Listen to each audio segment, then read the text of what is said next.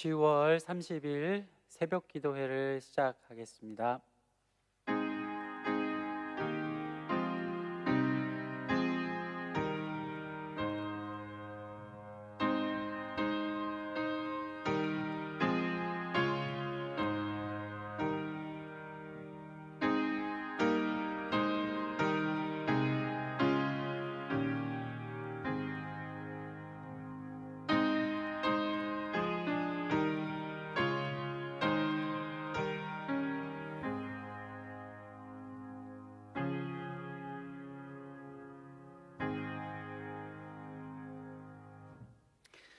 다 함께 사도신경으로 우리의 신앙을 고백하겠습니다. 나는 전능하신 아버지 하나님 천지의 창조주를 믿습니다. 나는 그의 유일하신 아들 우리 주 예수 그리스도를 믿습니다. 그는 성령으로 잉태되어 동정녀 마리아에게서 나시고 본디오 빌라도에게 고난을 받아 십자가에 못 박혀 죽으시고 장사된 지 사흘 만에 죽은 자 가운데서 다시 살아나셨으며 하늘에 오르시어 전능하신 아버지 하나님 우편에 앉아 계시다가 거기로부터 살아있는 자와 죽은 자를 심판하러 오십니다. 나는 성령을 믿으며 거룩한 공교회와 성도의 규제와 죄를 용서받는 것과 몸의 부활과 영생을 믿습니다. 아멘. 다 함께 찬송가 322장 찬송하시겠습니다.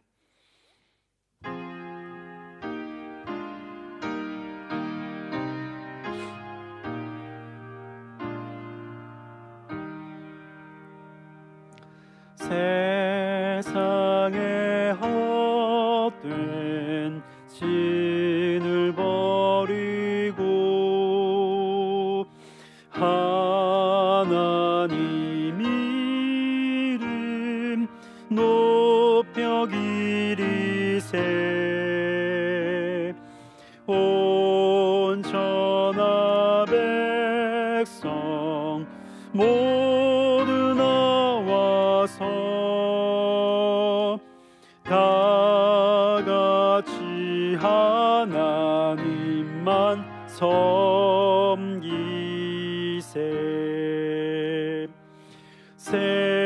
세상에 헛된 우상 버리고 인간의 모든 부귀 영화와 거짓과 불의 모두 버리고 온전히 하나님만 섬기세 주님의 백성 서로 행하려 시기와 미움 아주 버리고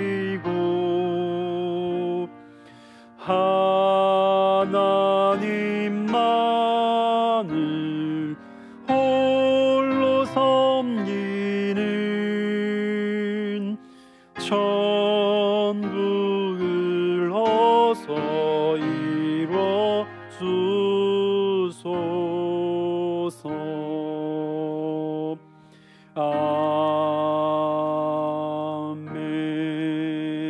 아멘.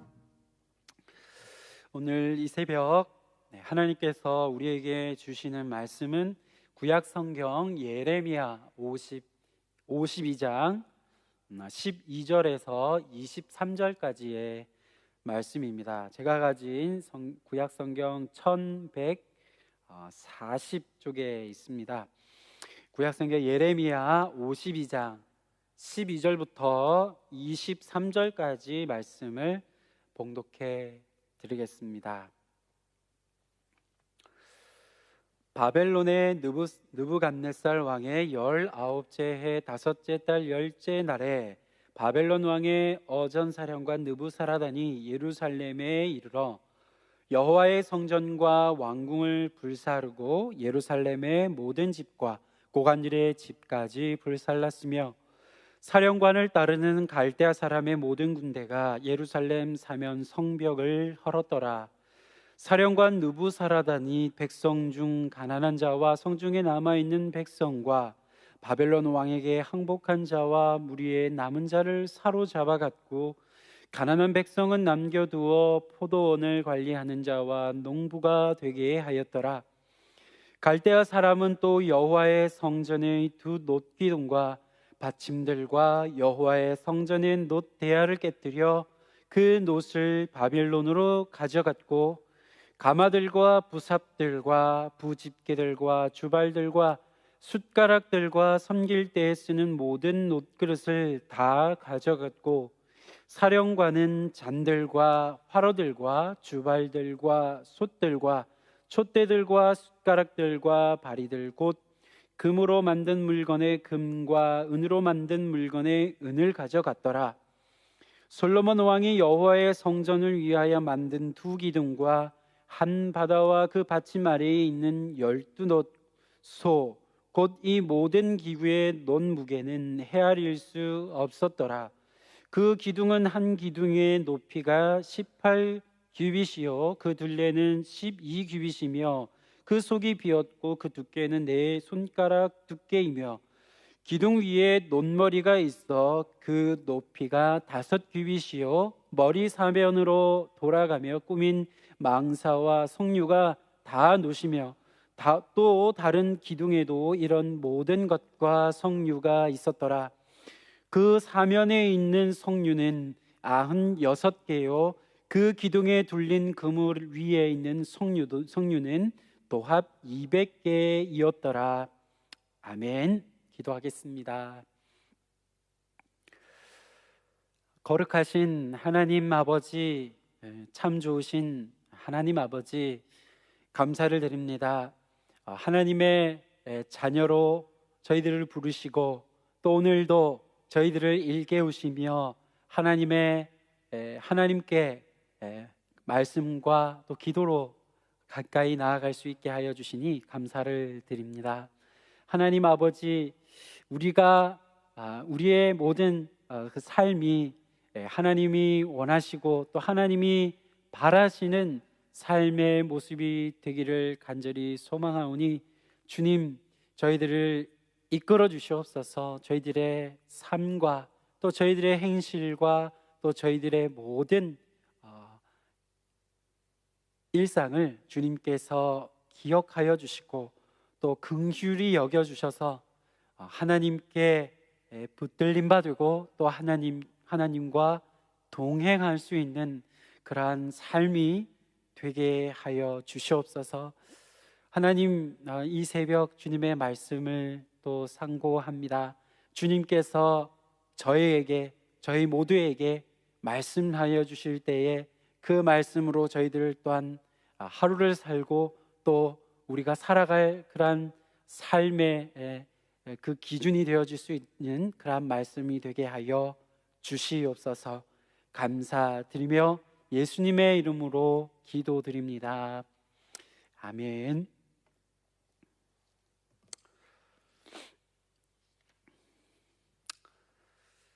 네, 오늘도 주님께서 사랑하시는 우리 귀한 장석의 성도님들 한 분 한 분을 주님의 이름으로 또 주님의 그 마음으로 사랑하고 축복하며 인사를 드립니다. 온라인 예배가 계속되고 있습니다. 또 계속되어지는 이러한 상황 중에도 어려움 중에도 늘 주님 안에 거하시는 우리 모든 성도님들 되시기를 간절히 소망합니다. 오늘 말씀은 예레미야 이제 마지막 장에 있는 그 말씀입니다. 저희가 이 예레미야서를 꽤 오래 묵상해 왔습니다. 언제부터인지 정확하게 기억나진 않지만 꽤 몇 달이 되어 경과한 것으로 여겨집니다. 오늘 본문 이 52장 이 예레미야의 마지막 말씀, 마지막 장입니다. 그 가운데에 하나님께서 특별히 이 들려주시는 말씀이 있습니다. 이 52장이라고 하는 말씀은 예레미야의 부록이라는 별명을 갖고 있는 장입니다. 원래는 51장까지가 이 본래 예레미야서의 말씀, 예언의 말씀이라고 한다면 이 52장은 약간 그 예레미야도 등장하지 않고 또 그 예레미야의 말이 보여지지 않기 때문이기도 합니다. 이 내용은 한마디로 이야기하면 무엇입니까? 예루살렘 성전이 파괴되고 또 이 유다 땅이 모두 파괴가 되어지고 그리고 바벨론으로 포로로 끌려가게 되는 그러한 장을 이 52장이 들려주고 있습니다. 앞에서 우리가 살펴보았었지만 다시 한 번 더 같은 내용의 거의 같은 내용의 말씀이 마지막을 이루고 있는 것이 52장의 말씀입니다. 이 말씀들 하나님께서 어떠한 뜻을 이 52장 속에 품고 계신지 오늘 이 새벽 잠시 그 말씀의 뜻을 상고해 보고자 합니다. 하나님께서는 이 택한 이스라엘 민족에게 약속의 땅이 가나안으로 들어가게 되면 그 이후에 우상을 이방 우상들, 가나안의 우상들을 멸하라 그렇게 말씀하셨습니다. 반드시 멸해야 한다라고 말씀하셨습니다. 멸하지 않을 경우에 그리고 그들과 동일하게 우상을 계속적으로 섬기게 되면 너희들도 가나안 족속들처럼 이 가나안 민족들처럼 멸망하게 될 것이다, 망하게 될 것이라고 경고하셨습니다. 그러한 내용이 이 신명기의 말씀 8장 그 어간에서 우리가 또한 볼 수가 있습니다. 그와 같은 그 경고와 같이 하나님께서는 오늘 이 예레미야서의 마지막의 말씀을 통해서 바벨론을 사용하여 이 유다를 멸망시키시는 그러한 장면을 다시 한번 우리에게 들려주고 있습니다. 예루살렘 성전, 이 예루살렘 성전을 하나님을 대적했던 이 가나안 족속들이 섬기던 우상과 전혀 차이가 없이 그렇게 이 예루살렘 성전을 무너뜨려 버리신다라는 그러한 내용을 볼 수가 있습니다. 가나안 족속을 내쫓으셨던 것처럼 역시 유다 백성을 내쫓으시는, 약속의 땅에서 내쫓게 되는 것을 우리는 보게 됩니다. 여호수아가 이끌던 이스라엘 민족은 일찍이 이 가나안 땅을 정복하면서 그 땅의 우상들을 헐어버리고 또 부수고 불태웠었더랬습니다.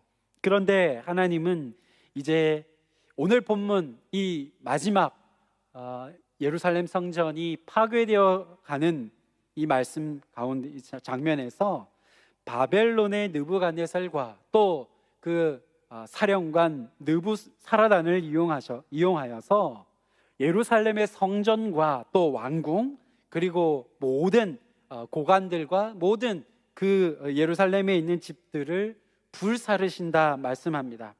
그렇게 불사르십니다.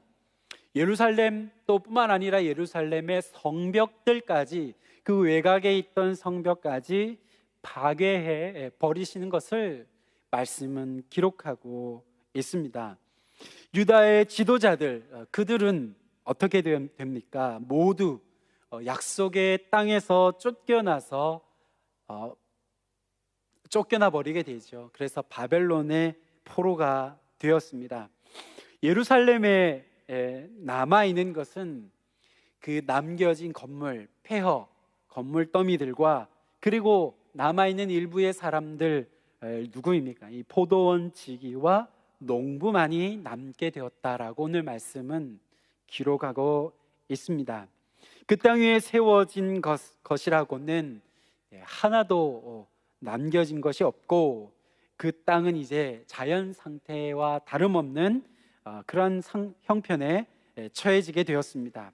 하나님은 마치 그 땅의 우상 신전, 그 땅에 자리하고 있었던 본래 가나안의 우상 신전과 산당을 하나님께서 파괴하셨던 것처럼, 이제 하나님은 예언자들을 통해 특별히 오늘 예레미야가 예언하였던 그 예언과 같이 예루살렘 성전과 모든 것을 파괴하시는 것을 보게 됩니다.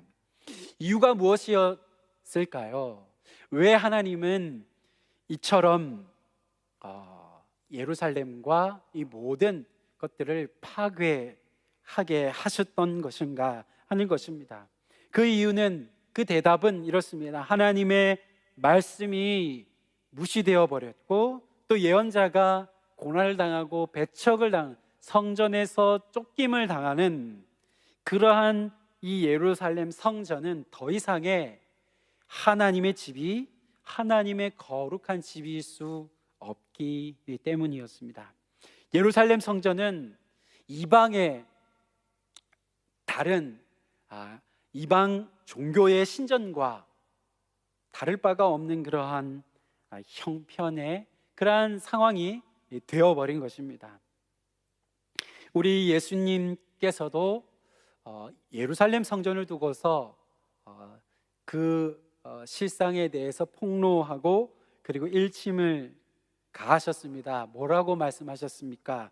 예루살렘 성전을 보시고서는 그 성전에 들어가시면서 이곳은 만민이 기도하는 집인데 강도의 소굴이 되었다라고 하시며 그들을 정죄하였던 것을 우리는 복음서에서 또한 보고 우리는 기억하고 있습니다. 다시 한번 기억해야 하는 것은 이러한 것입니다. 이곳이 성전입니다. 이곳이 하나님이 거하시는 곳입니다 라고 하는 그러한 것이 성전, 이 예루살렘 성전을 보장해 주지 않는다라는 것입니다. 이러한 점은 오늘날 우리들에게도 적용됩니다. 그대로 적용되는 부분입니다. 우리 교회에게도 마찬가지인 것입니다. 우리가 말로 여기는 주님의 교회입니다. 우리 교회는 주님께서 핏값으로 세운 교회입니다 라고 말을 하는 것, 그것이 교회를 지킬 수 없다라는 것입니다. 우리 교회를 지켜주지 못한다는 것입니다. 결코 그와 같은 말이 우리 교회를, 주님의 몸된 교회를 실제적으로 지킬 수 없다는 것을 우리는 오늘 이 말씀을 통해서 예루살렘의 성전이 파괴되는 이 말씀을 통해서 우리는 생각할 수 있습니다. 하나님의 말씀에 더 이상 귀 기울이지 않고, 그리고 우리의 삶이 더 이상 세상에 빛이 되지 못하고 또 이 세상에 소금과 같은 역할을 하지 못할 때에, 그렇다고 한다면 하나님께서는 성전이라고 할지라도 파괴하셨던 것처럼 교회라고 한들 하나님께서 파괴하지 않을, 무너뜨리지 않을 이유가 없다라는 것입니다. 예루살렘 성전이, 다시 본문으로 돌아오겠습니다. 예루살렘 성전이 파괴됩니다. 그런데 그 파괴되는 가운데에 그 안에 있던 여러 가지 기구들, 성전의 기구들이 훼손되고 그리고 바벨론으로 약탈당하여 가져가게 됩니다. 우리 17절 이하의 오늘 본문의 말씀을 보면 그와 같은 성전 기구들이 어떤 것들이 있었고, 그리고 그 성전의 기구의 재료가 무엇이었는지 상세하게 기록되어 있는 것을 보게 됩니다. 그런데 성경에서 우상에 대하여 말하는 경우에 있어서 그 재료로 우상들을 두고서 그 어떠한 우상을 만든 재료로 표현하는 경우들이 있는 것을 우리는 보게 됩니다. 성경에 그러한 표현들을 우리는 볼 수 있습니다. 우상은 그저 나무일 뿐이라고, 금일 뿐이라고, 그리고 은 덩어리일 뿐이라고, 쇳덩이에 불과하다라는 그러한 성경의 표현들이 있죠. 예루살렘 성전과 역시 마찬가지입니다. 예루살렘 성전과 그 안에 기물들, 그것들도 하나님을 바르게 섬기는 자들이 없게 되니까 어떻게 된다라고 이야기하는 것이냐 하면, 이방의 우상들, 그들과 마찬가지로, 이방의 우상들과 마찬가지로 금덩어리에 불과하다, 그리고 쇳덩어리에 불과한 것이 되어버렸다라는 것을 우리는 오늘 이 말씀들에서, 오늘 본문에서 금, 은, 이 쇳덩어리로 그저 약탈당해 가는 이 성전의 기구들을 보면서 생각해 볼 수 있는 것입니다. 예레미야서를 마무리하고 있는 오늘 이 마지막 52장 말씀이 보여주는 것은 또 하나 무엇인가 하면, 예레미야의 예언대로 이루어졌다라는 것입니다. 51장까지 예레미야가 예언한 그 내용이 기록되고, 마지막 다시 한번 이 예루살렘이 멸망하고 포로로 끌려가는 그 역사적인 이야기를 다시 한번 예레미야의 맨 마지막에 이렇게 기록함으로써 예레미야의 예언대로 예루살렘이 파괴되고, 하나님께서 경고하셨던 것대로 하나님의 심판이, 하나님이 뽑고 파괴하도록 그렇게 예레미야를 부르셨던 것처럼 그렇게 역사가 이루어졌다. 유다 땅에 그와 같은 심판의 역사가 이루어졌다라는 사실을 우리에게 또한 들려줍니다. 우리가 이와 같은 이 새벽에, 이 시간에 우리가 이 말씀을 함께 묵상하며 우리가 붙들어야 할 것, 우리가 소중하게 간직해야 할 것이 무엇인지 되돌아 보게 되는 것이라고 믿습니다. 그것은 무엇입니까? 그것은 우리의 어떠한 교회, 그리고 우리가 하나님의 자녀되었다라는 그러한 것이 결코 아닌 것입니다. 우리가 붙들어야 할 것은, 종국적으로 우리가 붙들어야 할 것은 우리의 삶이라고 하는 것입니다. 큰 예배당과 또 어떤 면에서 좋은 어떤 프로그램과 같은 것이 우리의 교회를, 그리고 교회됨을 유지해 주지 못합니다. 우리가, 교회라고 하는 것이 원래 그렇습니다. 건물이 교회가 아니라는 것, 우리가 익히 알고 있는 것이지 않습니까? 교회는 우리입니다. 교회는 저와 여러분, 우리 교회에서 함께 공동체를 이루고 있는 한 분 한 분의 모임, 그것이 교회라는 것에서 우리는 우리의 삶, 교회 자체인 우리의 삶이 너무나도 소중하다라는 것을 우리는 기억해야 한다라는 것입니다. 우리의 삶이 그와 같이 예수님께서 가셨던 그 본을 따라 살아가지 않는다고 할 때에 더 이상 그곳에는 그리스도의 교회라고, 또 하나님의 백성이라는 그 이름이 더 이상 그 의미를 잃게 된다라는 것입니다.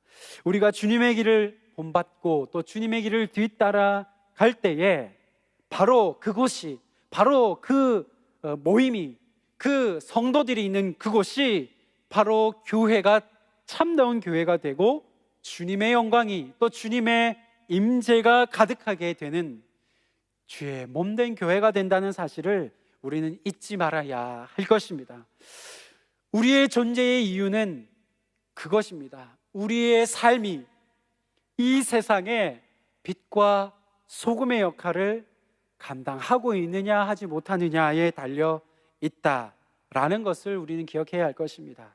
맛을 잃은 소금은 버려지는 것처럼 우리가 어떻게 살아가는가, 우리의 삶이 하나님이 받으실 만한 예배의 삶이 되는 것인가 아닌가에 따라 달려있다라는 것입니다.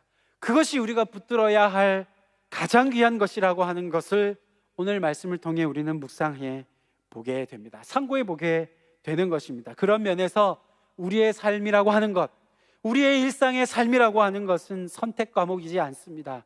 필수 과목이라고 하겠습니다. 이수하지 못하면 졸업할 수 없는 그러한 필수 과목이 우리네 삶이라고 하는 것임을 우리는 기억해야 할 것입니다.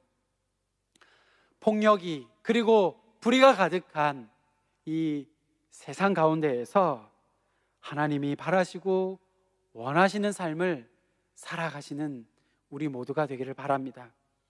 공평을 행하고 또 정의를 실천하면서, 그리고 우리 주변에 힘없는 이들을 돌아보는 그러한 하나님의 뜻을 이루는 저와 여러분의 삶이 될 수 있기를 주님의 이름으로 간절히 소망합니다. 기도하겠습니다.